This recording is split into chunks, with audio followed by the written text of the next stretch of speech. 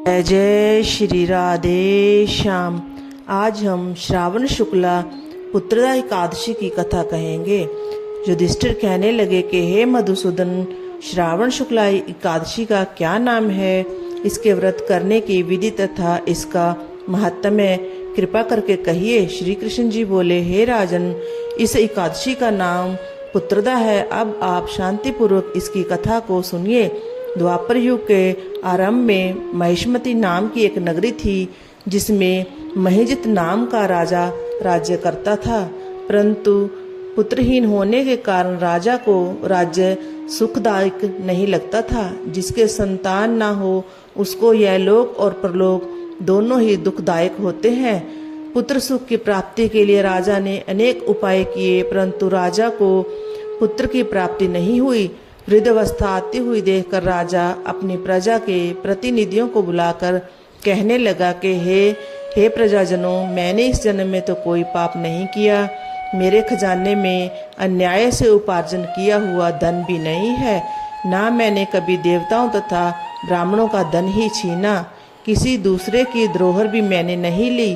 प्रजा को पुत्र समान पालता रहा। मैं अपराधियों को पुत्र और बांधवों की तरह दंड भी देता रहा। कभी किसी से घृणा तक नहीं की, सबको समान माना है। सज्जनों की सदा पूजा करता रहा हूँ। इस प्रकार धर्मयुक्त राज्य करते हुए भी मेरे पुत्र नहीं है, सो मैं अत्यंत दुख पा रहा हूँ। इसका क्या कारण है?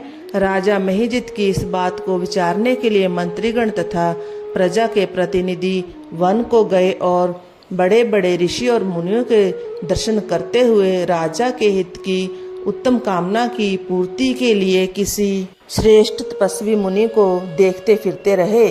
एक आश्रम में उन्होंने एक अत्यंत वयोवृद्ध धर्म के ज्ञाता बड़े तपस्वी, परमात्मा में मन लगाए हुए, निराहार, जितेंद्रिय, जितात्मा, जित क्रोध, सनातन धर्म के गूढ़ तत्वों को जानने वाले, समस्त शास्त्रों के ज्ञाता महात्मा लोमश मुनि को देखा, जिनका कल्प के व्यतीत होने पर एक रोम गिरता था।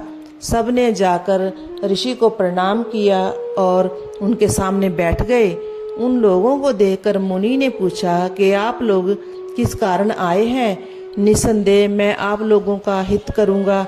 मेरा जन्म केवल दूसरों के उपकार के लिए ही है, अतः संकोच मत करो। लोमश ऋषि के ऐसे वचन सुनकर सब लोग बोले, हे महर्षि, आप हमारी बात जानने में ब्रह्मा से भी अधिक समर्थ हैं, अतः आप हमारे इस संदेह को दूर कीजिए।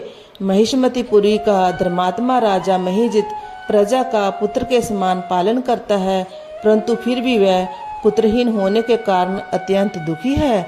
हम लोग उसकी प्रजा हैं, अतः उसके दुख से हम भी दुखी हैं।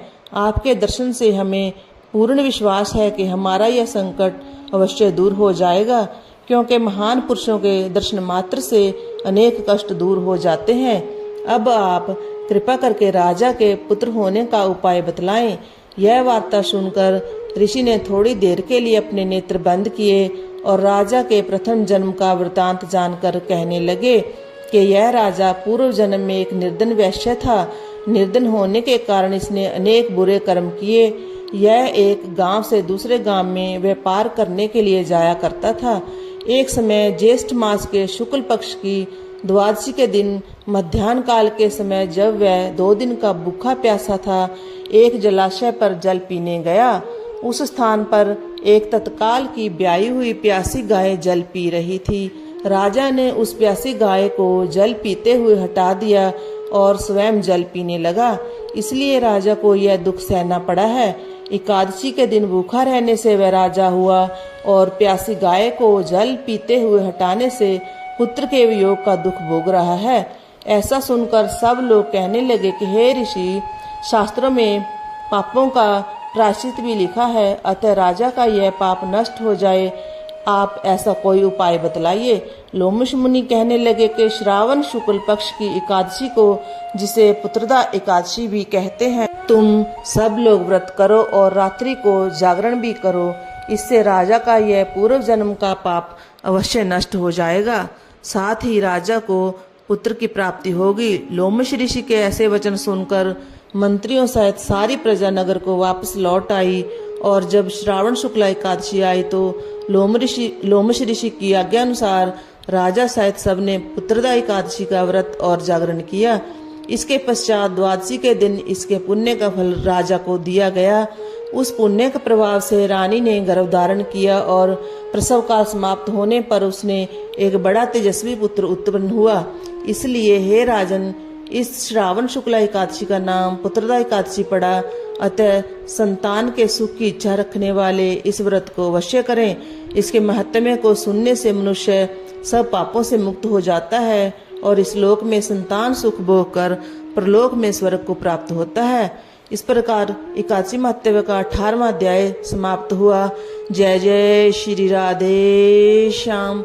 बोलो एकादशी मैया की जय।